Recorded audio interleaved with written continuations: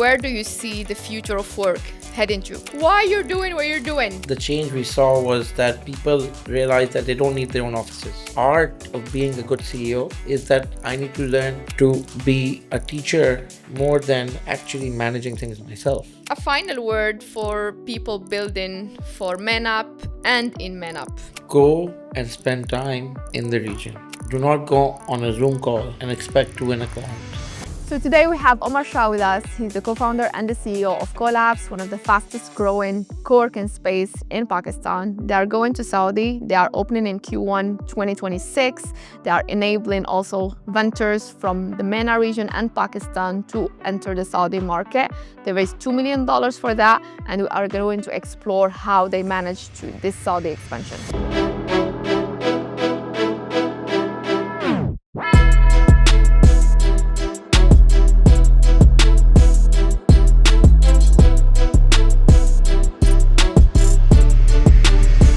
In a world full of noise, Wasssl takes on a clear mission. Owning the narrative in tech and business in the Men Up region, beyond the borrowed Silicon Valley playbooks. So we are here to amplify local voices, challenge the status quo, and spotlight the builders solving real problems within our region that can't wait anymore. So welcome to this new season of Wasssl Podcast. This time we are meeting some of the Pakistan's boldest founders, builders, and business leaders who are shaping the future and changing the face of the MENA region. So what's this season really about? It's about understanding how these leaders navigate challenges, grow teams, win in local markets, and decide when and how to go regional and even global. Enjoy. And yes, if you're still here, subscribe to the channel. It will help us a lot to grow and it will mean the world to us. Okay, so Umar, welcome. Thank you for being here today. Finally, I catch you between two flights from between Lahore and Riyadh. Why you're doing what you're doing? I think Pakistan, I moved 6 years ago. Pakistan, I moved back. What makes you move first? I think primarily, if you look at Pakistan, so just quick background. Right. I used to work in private equity venture capital. We used to invest in emerging markets. Right. And I lived in London, Dubai, Mexico, Turkey. And I was like, Pakistan, fifth largest country in the world, right? Population wise. What's going on? But then I think the move was also that you saw that a lot of companies and founders wanted to move back to Pakistan. It was Imran Khan's Pakistan. Good times. Big shout out. But anyways, I think coming from an old family, right, that's supported Pakistan being quite nationalistic, there's always this obsession with going back home and doing something. And I remember when I was moving back, my mother was like, don't do this. Stay abroad. Why are you coming back? Even like belonging from a very big family and so. Yeah, our family is one of the founding families of the country. So even coming back, I think the issue was that she said, don't come back, stay there. But I wanted to really create something to sort of showcase that, okay, there's more to Pakistan than just, a Pakistani, it's more to Pakistan than people see. And the headlines would always be very negative. This has happened, the bomb has happened, this is that. And terrorism with Afghanistan and stuff. You're one of those people. I tell anyone, you have to be here to believe it. So I think the idea was create something that's not just space. Family obviously does real estate. We already traditionally, but very traditional real estate. So I think globally innovation real estate was co-working, and through that the idea was open these spaces where we don't just provide space, but also act as sort of a support for people to enter. And today, like through COLABS, obviously we run 10 locations, manage 5,000 members. We have in 5-6 years, right? 6 years. 6 years. Look at my competition. Very short. Our competition started 2014, so we started 5 years after them, and today we're at the same scale. And in the 5-6 years, 2 years was COVID. Keep in mind. So technically, it's just been 3-4 years, right?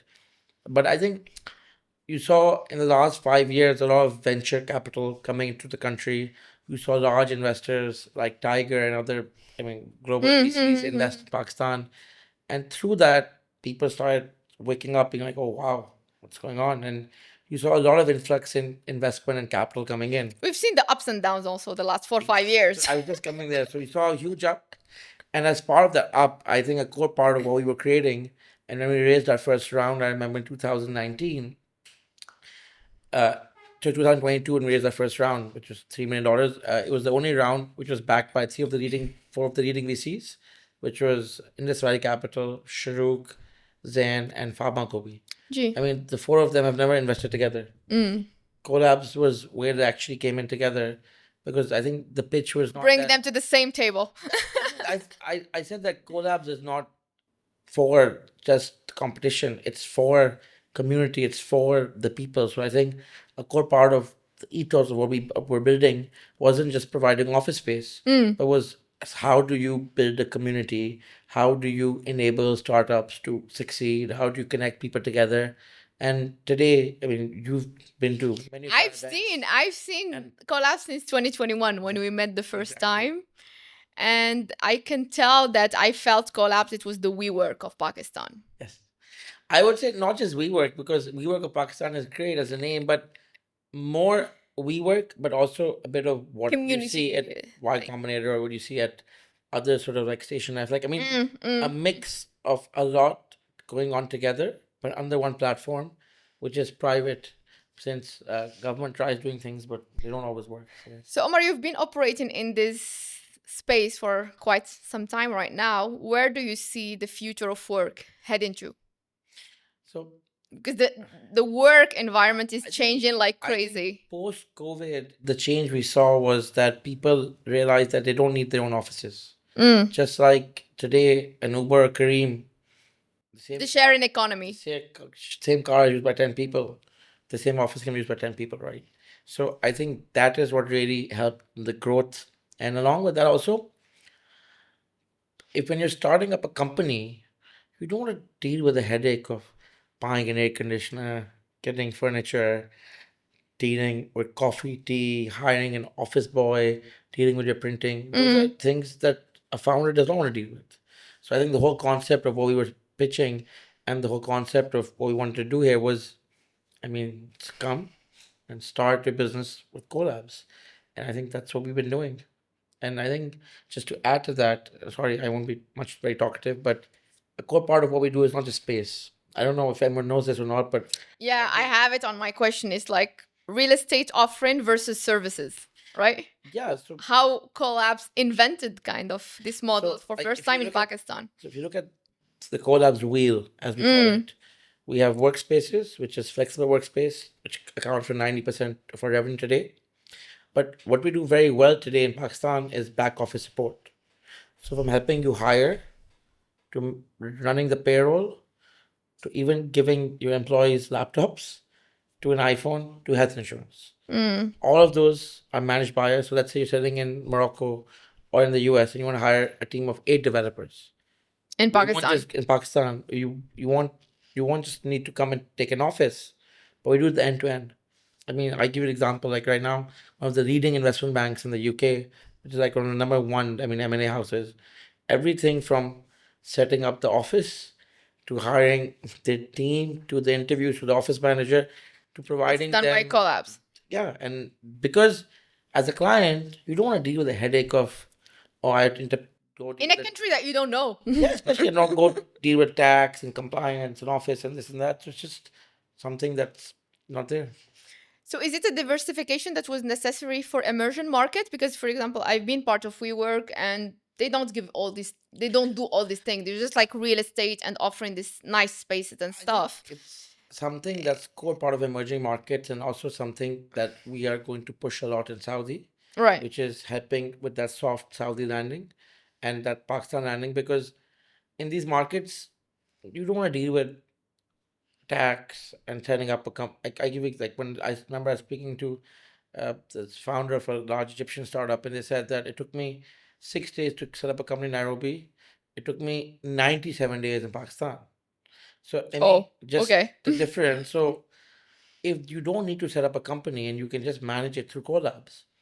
I mean, because we do tri-party contracts, we set up in Singapore, Pakistan, Saudi. So I mean, through that, we're able to manage these things for our clients. Mm. And yes, if you're still here, subscribe to the channel. It will help us a lot to grow and it will mean the world to us. So it's a necessity we think about diversification. Emerging It's always a markets, way to survive I as give a example. business in the long run, right? Yeah, I give an example. Like in Saudi right now, Mm-hmm.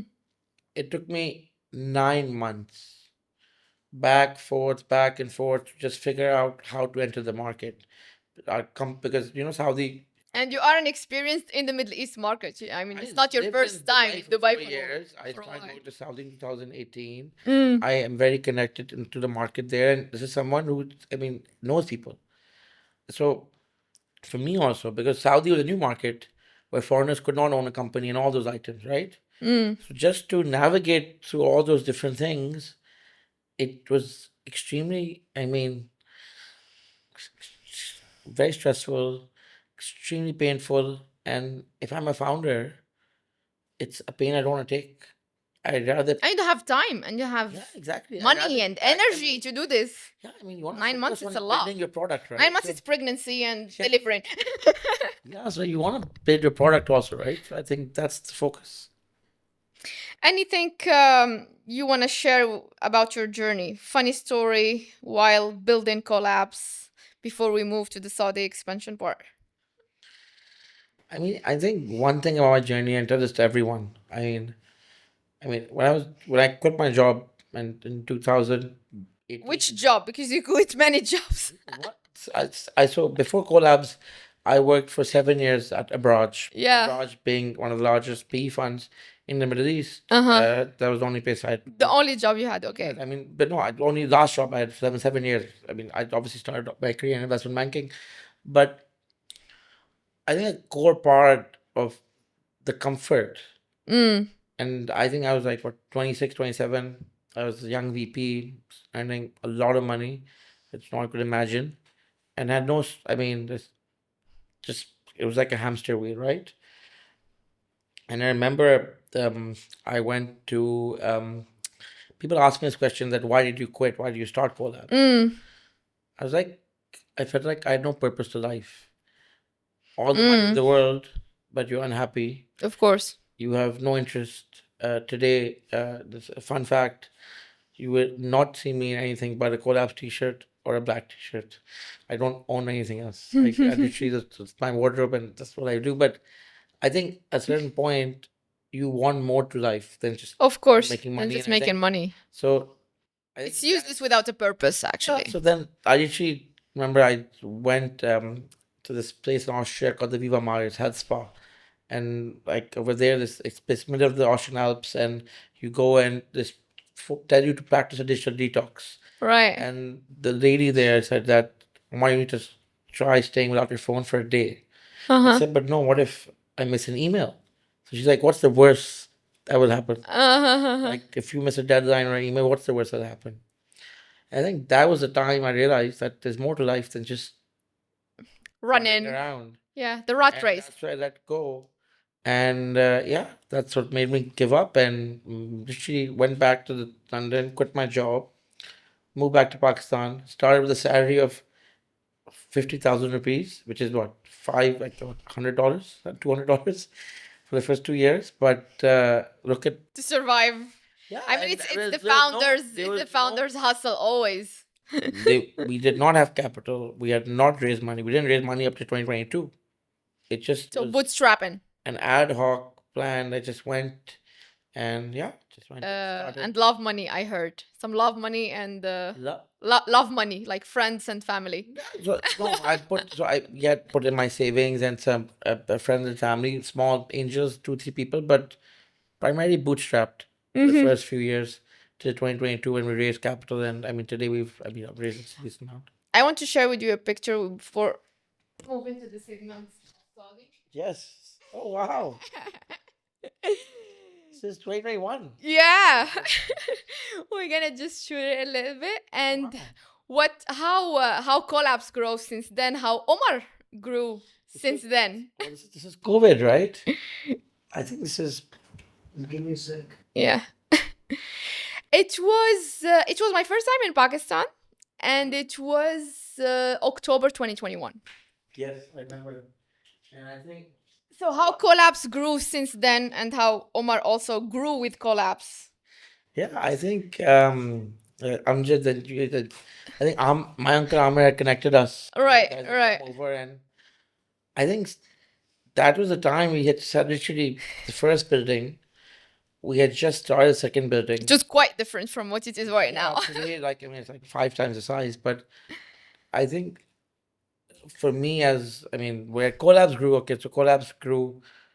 We today manage almost 10 locations in Pakistan, 5,000 members. Clients include like everyone from DigitalOcean to EY to Overjet, large US, European countries. The shift changed a bit from startups to more enterprise US European clients, which is good because they better pay masters. Very Bring some dollars. Yes, we diversified revenue almost 40% in US dollars. Right. Along with that, key partnerships we built the last few years helped Google Cloud launch Pakistan, worked with Spotify, AWS, all these multiple people, just like you at Wasssl as well. The idea is how do you support and The what do you do? ecosystem, of course. Ecosystem. So I think core part of what we were building was that. How I've grown. Yeah, I'm interested about because you were talking about purpose. You quit your job. It's been 5-6 years. I said this in the morning in one of my sessions, and I think the core part and the difference, and I say this to everyone, is that the art of being a good CEO Right. and what I learned from my mentors is that I need to learn to be a teacher more than actually managing things myself. And if you say how I grew in 2021, as you see me, I was really big, a big face, big hair. I think what I learned was that you hire the best people, Right. you incentivize them, and you give them a platform to go and execute. You yourself can act at the back as sort of the support Push when it's to necessary. get involved when it comes to problems. But I would say my biggest achievement, Right. and this is me giving an example, the last 9 months, I have no operational involvement in COLABS Pakistan today. And You are as useless as possible. That's the objective I mean, of any CEO. if the internet went off, something was happening, the client would call me. Today, everything runs. And Without you. yeah, but that I think the idea was building a Systems management team, and systems. Yeah. systems, plus giving the team ownership as well, right? I mean, Of course, 10% of course. collapse today, Giving them that space to act and but also equity in the take business. decision. Also giving them equity in the business. It works in Pakistan, giving equity. It does. I mean, Okay. and today I would feel that my leadership team are there for the long run, and they are the ones that will be executing in Saudi because they see the vision and they see how we've grown. They also get percentage on the profit share. Of course. I mean, if the company makes profit, they make profit. If it doesn't, Everyone But- makes. Everyone is like a win-win situation yeah, kind of but thing. that way it works both sides, right? That way they also understand that they are owners and they're responsible. So if something goes wrong, something goes wrong. So I mean, those items are there. When did you think that was the right time to move to Saudi? I mean, Is it the funding that and the partnership that makes it happen, or it was I prior to that? so if you look at Pakistan, Right. and Pakistan is an amazing nation, and I'm a big fan of Pakistan, but unfortunately, as a nation, just like multiple other countries like Egypt and Africa and all, like I mean, it has multiple, I mean, Challenges. challenges which are mix of political and economic, right? Right. They've been going on for the last 50 years, and because of that, I mean, I give you an example. 2019, when I moved, the dollar was 100. Today, dollar is almost 300. 300. So even if I've grown my revenue 5x, on a Just dollar 2x. basis, Yeah, 2.5 or something. so if I say I grew 10x, I mean, it's still on a dollar basis 2 or 3x, right? So I think that is something that's there. Yeah. That is something that you look at also. I've heard some startups also in Egypt having the same struggle. It's like I earn in rupees or in Egyptian pound, and I have to report in dollar. So Yeah, so I mean, the game is not fair. yeah, it's not right. And for me, I realized a year ago that if I want to make this into $100 million revenue business, Right. in Pakistan, it might take me like 10 years.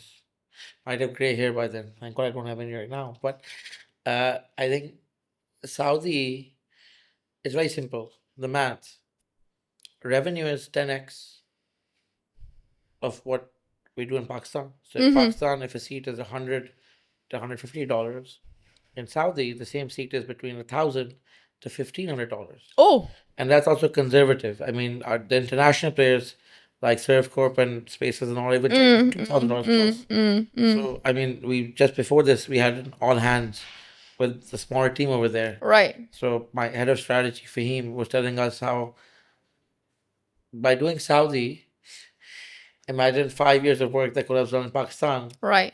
in less than 4 months. 4 months. You double revenue. Okay. I mean, literally double revenue. So which means 5 years in Pakistan, equivalent of 4 months in Saudi, almost, or 6 months. Let's say 6 months. It's the 10x game, right? Okay. So if Pakistan we have 5,000 seats, Saudi 500 seats will give you enough. the same return as the 5,000, right? So it's just about ability to Unit execute. economics, exactly. No, but also over there the competition is very tough, so you have to be world class. Right. We're not set for average, but I feel that we're building a world class product here, Mm. and that is what we want to do in Saudi and what we're doing today. But still, I feel Riyadh is much less competitive than Dubai, for example. That is why we chose Riyadh, because Dubai is very saturated as a market. Saudi, because it just opened up to the world a few years ago, so you don't have as many local players.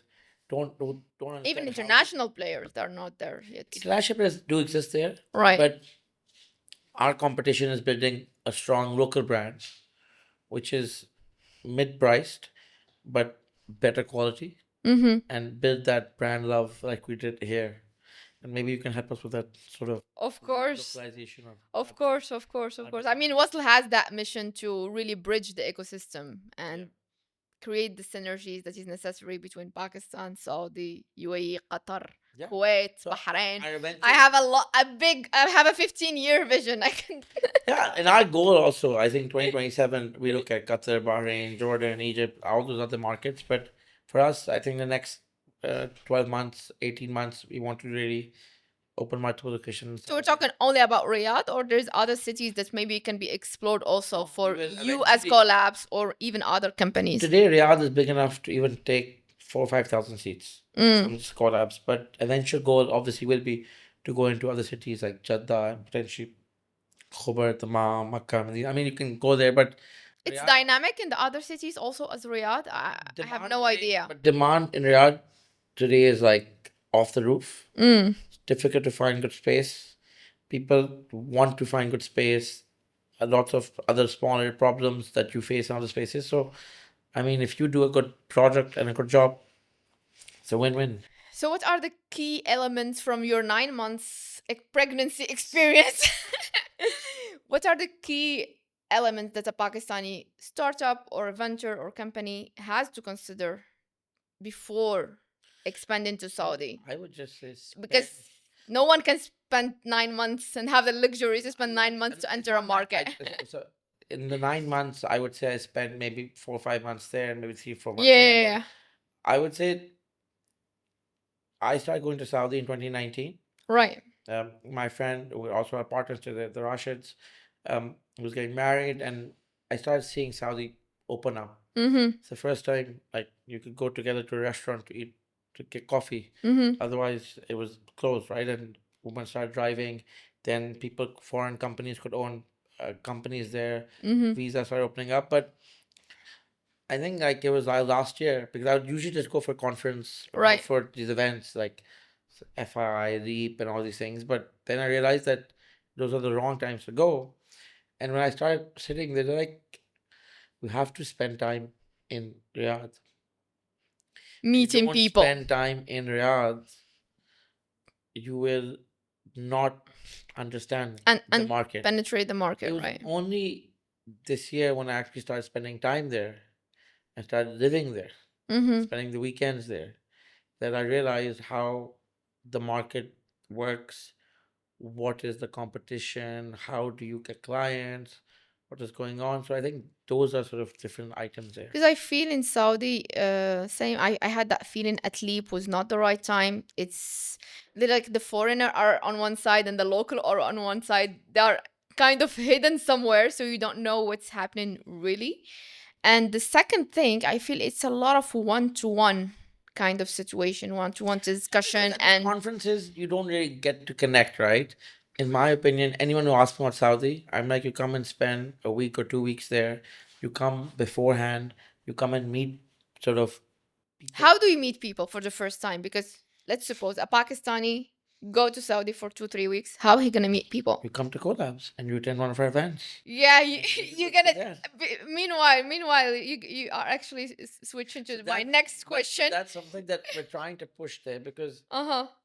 as So someone Collabs will be the platform to meet Yeah, the right network of investors, of maybe partners, so of the way we co-founders. so the way what we did in Pakistan the last few years, as you Right. saw, you work with organizations like Endeavor, IPO, all these different people Mm-hmm. to support these founders to also take ahead this network, right? Right. And through what we run as our programs, be it through activations, be it through networking, be it through, I don't know, it could be a mixer, it could be someone doing yoga, right?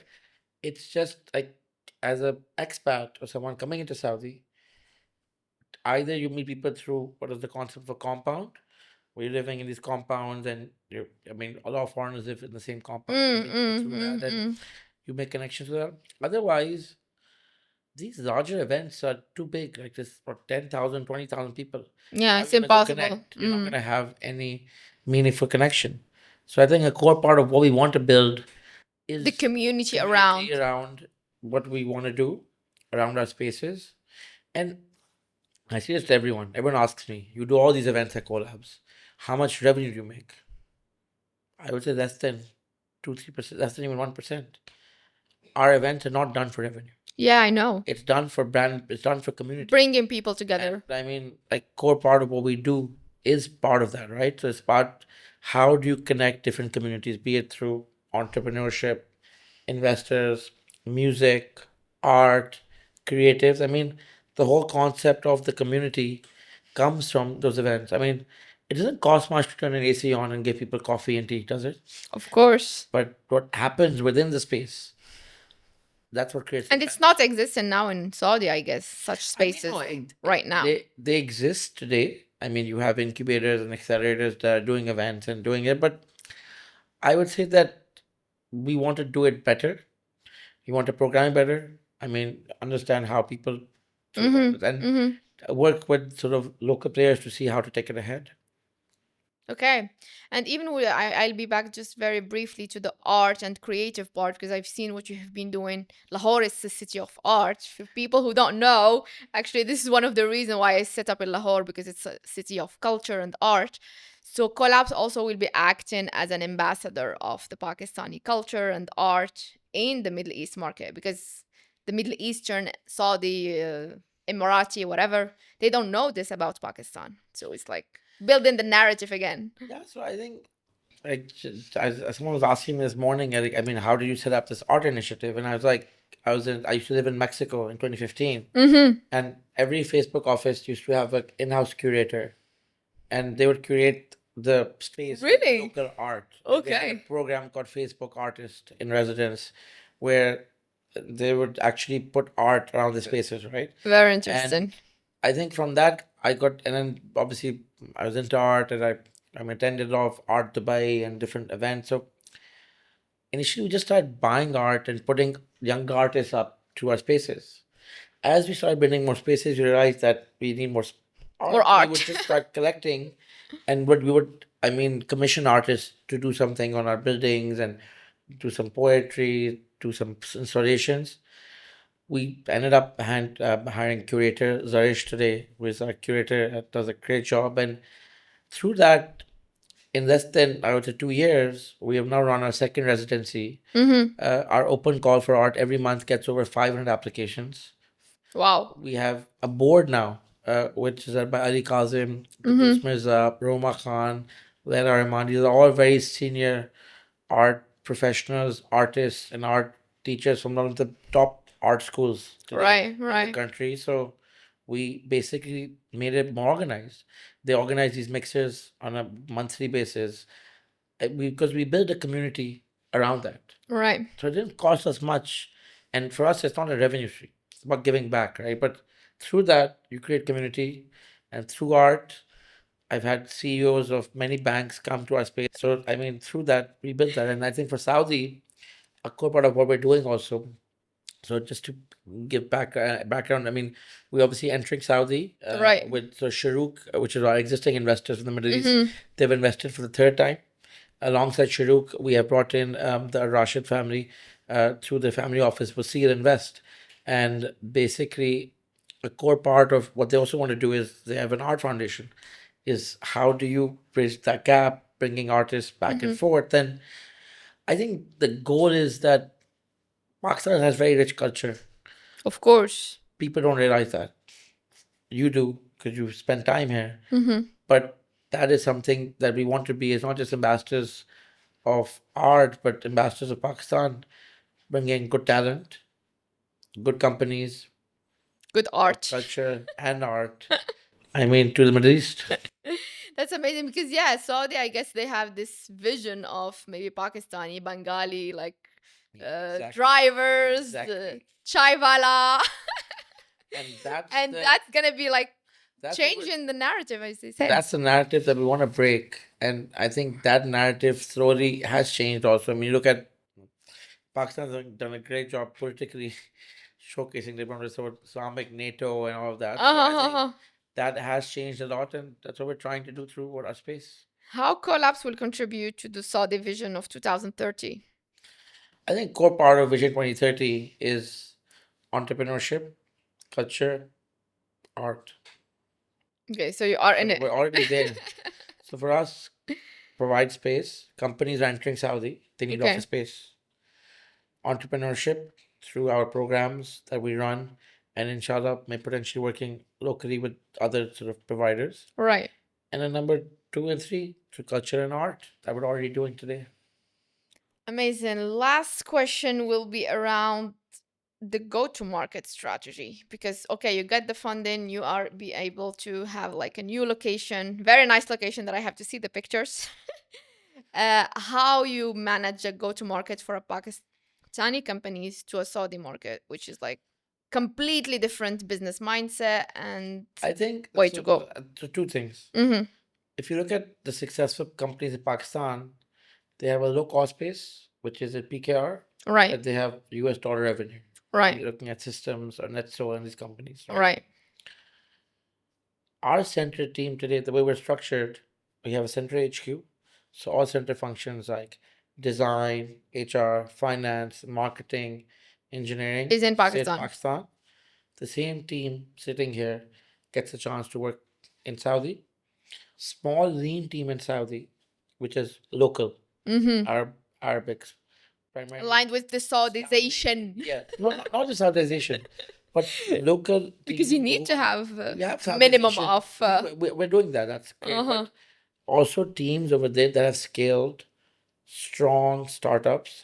And one the lesson learned also is don't try to save money or I mean cut corners. And we've seen that because when you go to Saudi, you need the best of the best. So hire best of the best, have them launch the market, and end of the day, we're selling 500 seats, which is what less than 20 to 30 offices. I mean, I need 2, 3 large anchor clients, and I'm already You're done. done. So for me, it's replicate what we did in Pakistan, Right. and the success here was through community building, through the events. People came to the space and like, oh wow. So that's already what we started. I mean, we've already hosted a pre-launch event for FII 2 weeks ago in Riyadh on the 28th.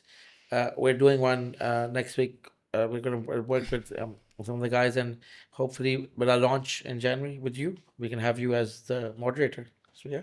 Yes. I'm excited. Actually, I choose also Lahore to be able to be 2-3 hours from Dubai, 2-3 hours from Riyadh, and for me it's like very.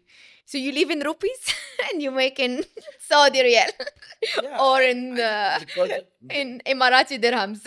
yeah, because of the dollar peg, it's a large economy. People don't realize like it's 35 million people. Uh-huh. Dubai and all these other markets, like I mean, Tunisia, Morocco, all of them, no one competes with Saudi.